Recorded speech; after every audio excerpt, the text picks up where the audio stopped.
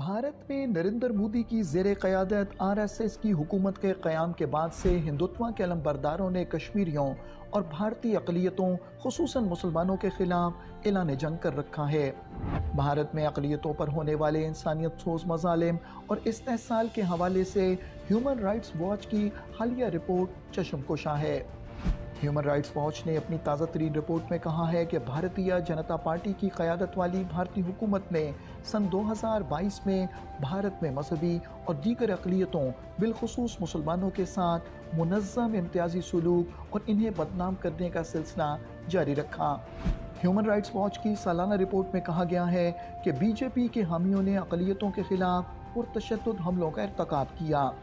Report के मुताबिक भारतीय हुक्काम ने सियासी इंतकाम गिरी के तहत मुजरिमाना इल्ज़ामात बशमूल दहशतगर्दी का इस्तेमाल करते हुए सिविल सोसाइटी के कारकुनों और आज़ाद सहाफ़ियों को खामोश करने की कोशिशें तेज़ कर दी ताकि हुकूमती ज़्यादतियों को बेनकाब करने या तनकीद करने वालों को जेल भेज दिया जाए।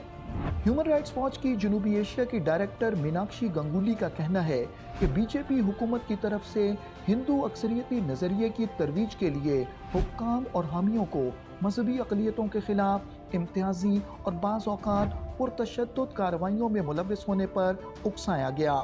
उनका कहना है कि हुक्काम को नाक़दीन को जेल में डालने और हुकूक के ग्रुपों को बंद करने की बजाय बदसलूकी के ज़िम्मेदार पार्टी मेंबरान और हामियों पर लगाम देनी चाहिए। रिपोर्ट में कहा गया है कि अगस्त 2022 में भारतीय जनता पार्टी की हुकूमत ने मुसलमान खातून की इज्तिमाई आबरूरेज़ी और इसके ख़ानदान के 14 अफराद के कत्ल के इल्ज़ाम में उम्र कैद की सज़ा पाने वाले 11 हिंदुओं की जल्द रिहाई की मंजूरी दी। बीजेपी से वाबस्ता अफराद ने अवामी सतह पर जश्न मनाया जिसकी बड़े पैमाने पर मजम्मत की गई।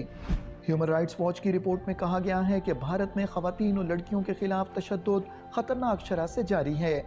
रिपोर्ट में बताया गया है कि भारत में 2021 में इस्मत दरी के 31,677 मुकदमात दर्ज किए गए जो औसतन रोज़ाना 86 वाक़यात बनते हैं। सितंबर में भारतीय सुप्रीम कोर्ट ये फैसला देने में नाकाम रही कि आया मुस्लिम तालिबात भारतीय जनता पार्टी की ज़ेर क़यादत कर्नाटक रियासत के तालीमी इदारों में हिजाब या हेड स्कार्फ पहन सकती हैं या नहीं।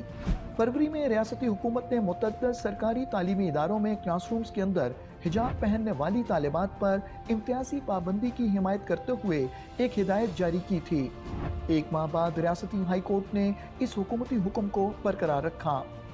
रिपोर्ट में मजीद कहा गया है कि भारतीय हुकूमत की तरफ से रियासत जम्मू और कश्मीर की आईनी खुद मुख्तार हैसियत को मनसूख करने और इसे विफाक के ज़ेर इंतज़ाम 2 इलाकों में तकसीम करने के 3 साल बाद हुकूमत ने वहाँ आज़ादी इजहार, पुरअमन इज्तिमा और दीगर बुनियादी हुकूक पर पाबंदियाँ जारी रखें।